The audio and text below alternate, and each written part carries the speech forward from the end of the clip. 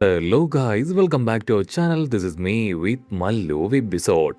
എപ്പിസോഡിന്റെ opening സീനിൽ വജീറ്റ ആണെങ്കിൽ അവന്റെ മകന്റെ സൂപ്പർ സയൻ പവർ കണ്ട് ഷോക്കാവും. അതിനുശേഷം അവർ രണ്ടുപേരും ഒരുമിച്ച് ട്രെയിനിങ് എടുക്കാനായിട്ട് തുടങ്ങും. മറ്റൊരു ഭാഗത്ത് ഗോഹാനും ഗോട്ടനും അവർ രണ്ടുപേരും ഇപ്പോ ട്രെയിനിങ് എടുക്കാനായിട്ട് ഗ്രൗണ്ടിലേക്ക് വരുന്ന അതേ സമയം ആ ഒരു ചുന്ദരി പെണ്ണ് ആണെങ്കിൽ അവിടേക്ക് പറന്നിറങ്ങും. അപ്പൊ ഗായ്സ്, നമ്മുടെ ട്രെയിനിങ് അത് ആരംഭിച്ചാലോ എന്ന് ചോദിക്കും. ഗോഹാനാണെങ്കിൽ ചത്താ മതിയുണ്ടാവും. അങ്ങനെ ഒരുപാട് നേരത്തെ പ്രാക്ടീസിനൊടുവിൽ അവളിപ്പോ അത്യാവശ്യം കുഴപ്പമില്ലാതെ പറക്കാനായിട്ട് തുടങ്ങും. അതുകൊണ്ട് ഗോഹാനാണെങ്കിൽ അവളോട് പറയും, വാവ്, നീ ഇത്ര പെട്ടെന്ന് ഇത്ര നന്നായിട്ട് പറക്കുമെന്ന് ഞാൻ കരുതിയതല്ല. എന്റെ ഗസ് ശരിയാണെങ്കിൽ ഇനി നിനക്ക് എന്റെ സഹായം ആവശ്യമില്ല എന്നാണ് എനിക്ക് തോന്നുന്നത്. നിന്നെ കൊണ്ട് ഒറ്റയ്ക്ക് നന്നായിട്ട് പറക്കാൻ പറ്റും. അപ്പോഴായിരിക്കും ഗോട്ടൻ അവനാണെങ്കിൽ വളരെ സ്പീഡിൽ തലകുത്തി മറിഞ്ഞ് പറക്കുന്നത് അവര് ശ്രദ്ധിക്കുക.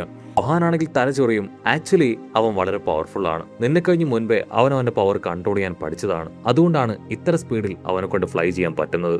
അതിനവള് പറയും, ഞാൻ എത്ര റിസ്ക് എടുക്കാനും എത്ര ടൈം സ്പെൻഡ് ചെയ്യാനും തയ്യാറാണ്. എനിക്കും അതുപോലെ പറക്കണം. അത് കേട്ട് ഗോഹാനാണെങ്കിൽ ഇപ്പൊ ഗോട്ടന്റെ അടുത്തേക്ക് വരും. പ്ലീസ്, നിന്നോട് ഞാൻ എത്ര തവണ പറഞ്ഞു അവളുടെ മുൻപിൽ നിന്റെ പവർ കാണിക്കാൻ പാടില്ല എന്ന്.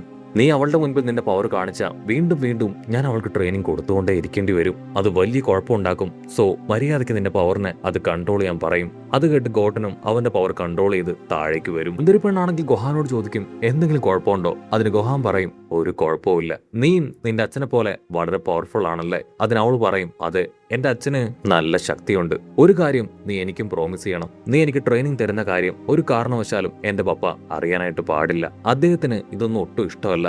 എന്നോട് ബോയ്സ് സംസാരിക്കുന്നത് പോലും അദ്ദേഹം സഹിക്കില്ല. അദ്ദേഹത്തിനോടുള്ള പേടി കാരണം പല ബോയ്സും എന്നോട് സംസാരിക്കാറ് പോലുമില്ല. സോ നമുക്കിടയിലെ ഈ ഡീല് അത് വളരെയധികം രഹസ്യമായിരിക്കണം. ഉടനെ ഗോഹാനാണെങ്കിൽ അവളുടെ പപ്പയെ കുറിച്ച് കൂടുതൽ ചോദിക്കും.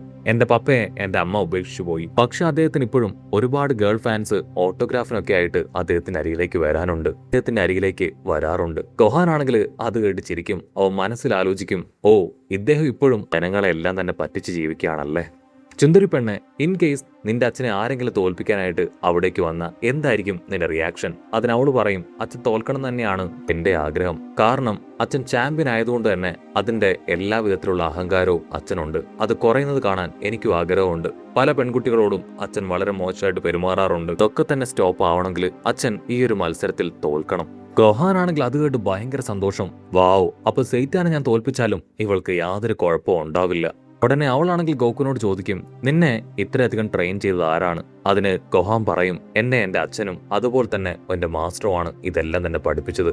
അത് കേട്ട് ഗോട്ടനാണെങ്കിൽ വിളിച്ചു പറയും, ഈ ഒരു വലിയ മത്സരത്തിന് എന്റെ അച്ഛനും ഇവിടേക്ക് വരുന്നുണ്ട്. അത് കേട്ട് അവൾ ചോദിക്കും, അപ്പൊ അദ്ദേഹം എവിടെയാണ്? ഗോഹാനാണെങ്കിൽ ഗോട്ടന്റെ വാ പൊത്തിപ്പിടിച്ച് അവനോട് ദേഷ്യപ്പെടും. ഓ നോ, നിന്നോട് ഞാൻ ഈ കാര്യങ്ങളൊന്നും പറയാൻ പാടില്ല എന്ന് പറഞ്ഞതല്ലേ? അത് കേട്ട് അവളാണെങ്കിൽ ഇപ്പോ ഗോഹാനോട് പറയും, നിങ്ങൾ ഒളിച്ചു വെക്കൊന്നും വേണ്ട, എനിക്ക് കാര്യം മനസ്സിലായി. നിങ്ങളുടെ പാരന്റ്സ് ഡിവോഴ്സ് ആയല്ലേ? നിന്റെ അച്ഛൻ മറ്റൊരു പെൺകുട്ടിയെ വിവാഹം കഴിച്ചു കാണും. അതുകൊണ്ടല്ലേ നിങ്ങൾ ഈ കാര്യങ്ങളെല്ലാം പറയാൻ മറക്കുന്നേ? ഓക്കെ, കുഴപ്പമില്ല, റെസ്റ്റ് ടൈം അത് അവസാനിച്ചു, നമുക്ക് വീണ്ടും ട്രെയിനിങ് ചെയ്യാന്ന് പറഞ്ഞ് അവരാണെങ്കിൽ ട്രെയിനിങ് കണ്ടിന്യൂ ചെയ്യും. അങ്ങനെ ഒരുപാട് ദിവസത്തെ ട്രെയിനിങ്ങിനൊടുവില് ഇപ്പോ നമ്മുടെ ചുന്ദരി പെണ്ണ് ആണെങ്കിൽ ഗോഹാനെയും ഗോട്ടാനെ അമ്പരിപ്പിച്ചുകൊണ്ട് നന്നായിട്ട് പറന്നുകൊണ്ടിരിക്കുകയാണ്. അവളാണെങ്കിൽ പതിയെ താഴേക്ക് പറന്നിറങ്ങും. ഗോഹാനോട് താങ്ക്സ് പറയും. ഗോഹാൻ പറയും, വാവ്, നീ ശരിക്കും നന്നായിട്ട് പറക്കുന്നുണ്ട്. ഇത്രയും വേഗം നിന്നെ കൊണ്ട് ചെയ്യാൻ കഴിയുമെന്ന് ഞാൻ കരുതിയതല്ല. അതിനവള് പറയും, നിന്നെ പോലെ നല്ലൊരു മാസ്റ്ററിനെ കിട്ടിയതുകൊണ്ടാണ് എനിക്കിതിന് കഴിഞ്ഞത്. ഇനി എനിക്ക് ആ ഫൈറ്റിന് വേണ്ടി തയ്യാറെടുക്കണം. നമുക്കിനി ആ വേൾഡ് മാർഷൽ ആർട്സ് മത്സരത്തിൽ വെച്ച് കാണാമെന്ന് പറഞ്ഞ് അവളാണെങ്കിൽ പറന്ന് അവിടുന്ന് കടന്നു പോകും. അത് കേട്ട് ഗോഹാനും ഗോട്ടാനും അവൾക്ക് ടാറ്റ ബേബിയൊക്കെ പറഞ്ഞ് ഇപ്പൊ അവരാണെങ്കിൽ പരസ്പരം ഫൈറ്റ് ചെയ്ത് അവരുടെ ട്രെയിനിങ് അത് ആരംഭിക്കും. മറ്റൊരു ഭാഗത്ത് വജീറ്റയും ട്രങ്ക്സും അവരും ട്രെയിനിങ് എടുക്കുകയാണ്. ഇവിടെ പിക്കലോ ആണെങ്കിൽ നിർത്താതെ അവന്റെ കോൺസെൻട്രേഷൻ പവർ അതുപയോഗിച്ച് ട്രെയിനിങ് എടുക്കാനായിട്ട് തുടങ്ങും. അങ്ങനെ ഓരോരുത്തരും ഓരോ ഭാഗത്ത് നിർത്താതെ ട്രെയിനിങ് എടുത്തുകൊണ്ടേ ഇരിക്കുകയാണ്. നമ്മുടെ മൊട്ടപ്പനാണെങ്കിൽ അവന്റെ വൈഫിനെയും കുഞ്ഞിനെയും ഇംപ്രസ് ചെയ്യാനായിട്ട് നല്ല രീതിയിൽ ട്രെയിനിങ് ചെയ്യും. പക്ഷെ അവരാണെങ്കിൽ അത് മൈൻഡ് പോലും ചെയ്യില്ല. മറ്റൊരു ഭാഗത്ത് നമ്മുടെ ചുന്ദരി പെണ്ണ് അവളാണെങ്കിൽ ഇന്നിലേക്ക് വന്ന് ഇപ്പോ ഫൈറ്റിംഗ് പ്രാക്ടീസ് ചെയ്തുകൊണ്ടിരിക്കുകയാണ്. അവളുടെ പ്രാക്ടീസ് കണ്ട് ബാക്കിയുള്ളവരെല്ലാവരും ഷോക്കാവും. ആ ഒരു ബാൻഡ് അത് പൊട്ടി മണ്ണ് താഴേക്ക് പോകും. അവളാണെങ്കിൽ സ്ട്രെയിറ്റ് ആയി അവളുടെ പപ്പയുടെ അടുത്തേക്ക് വരും.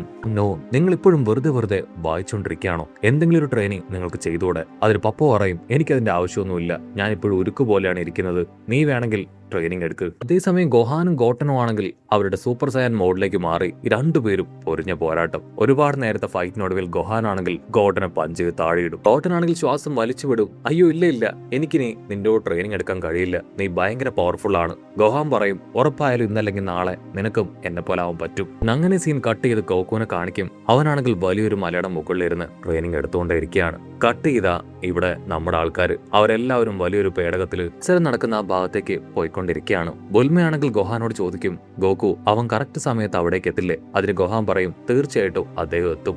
ഇങ്ങനെയാണെങ്കിൽ ആളുടെ സന്തോഷം അത് അടക്കാനായിട്ട് കഴിയില്ല.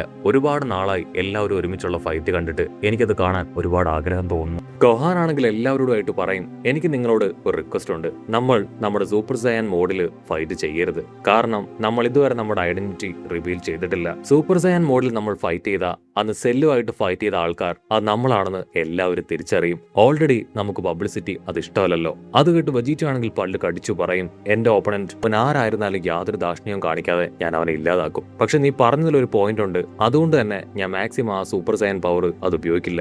വിജയം അതാണ് എന്റെ ലക്ഷ്യം. ആ വിഡ്ഢിയായ സാറ്റാന്റെ അഹങ്കാരം എല്ലാം തന്നെ ഇത്തവണത്തെ മത്സരത്തോടുകൂടെ തീരുന്നു പറഞ്ഞ് അവരെല്ലാവരും മത്സരം നടക്കുന്ന ആ ഒരു സ്ഥലത്തേക്ക് എത്തുകയാണ്. ബുൽമയാണെങ്കിൽ അത് ചൂണ്ടിക്കാണിച്ച് ഫ്ലൈറ്റ് അവിടെ ലാൻഡ് ചെയ്യിപ്പിക്കും. ശേഷം അവരാണെങ്കിൽ അവർക്ക് പോകേണ്ട സ്ഥലം അത് ലക്ഷ്യമാക്കി അങ്ങനെ നടന്നു നീങ്ങും. ഗോഹാൻ ആണെങ്കിൽ അവന്റെ പുതിയ ഗെറ്റപ്പിൽ അങ്ങനെ നടന്നു വരും. ഉടനെ സാറ്റാൻ അവൻ അവിടേക്ക് എൻട്രി കൊടുക്കുകയാണ്. അത് കണ്ട് മീഡിയാസും ജനങ്ങളും എല്ലാവരും അവനെ റൗണ്ട് ചെയ്യും. മൊട്ടപ്പനാണെങ്കിൽ വിളിച്ചു പറയും, വിദ്യയുടെ ഷോ ഓഫ് അത് ഇതുവരെ കഴിഞ്ഞിട്ടില്ല.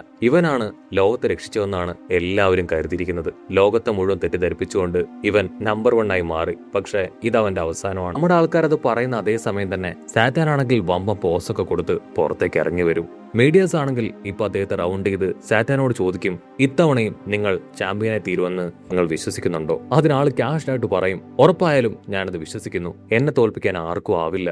ആ ആങ്കർ ആണെങ്കിൽ ഇപ്പോ സാറ്റാന്റെ മകളെ നോക്കും. നിങ്ങളുടെ മകളും ഇത്തവണ മത്സരത്തിൽ പങ്കെടുക്കുന്നുണ്ട്. മകൾക്ക് അദ്ദേഹത്തെ തോൽപ്പിക്കാനായിട്ട് കഴിയോ? അതിനവള് പറയും, എനിക്കറിയില്ല, മാച്ചിന് ശേഷം നമുക്കത് തീരുമാനിക്കാം. ഇവിടെ ഗോഹാൻ ആണെങ്കിൽ ചുറ്റും നോക്കും. അവൻ അന്വേഷിക്കുന്നത് അവന്റെ അച്ഛൻ ഗോക്കുവിനെയാണ്. ഉടനെ ഗോട്ടൻ ആണെങ്കിൽ ദൂരത്തായിട്ട് പിക്കലോയെ കാണിച്ചു കൊടുക്കും. ഗോഹാൻ ആണെങ്കിൽ ഒരുപാട് സന്തോഷത്തിൽ ഇപ്പൊ പിക്കലോയുടെ അടുത്തേക്ക് ഓടിയെത്തും. പിക്കലോ, നിങ്ങളെ കാണാൻ സാധിച്ചതിൽ ഒത്തിരി സന്തോഷം.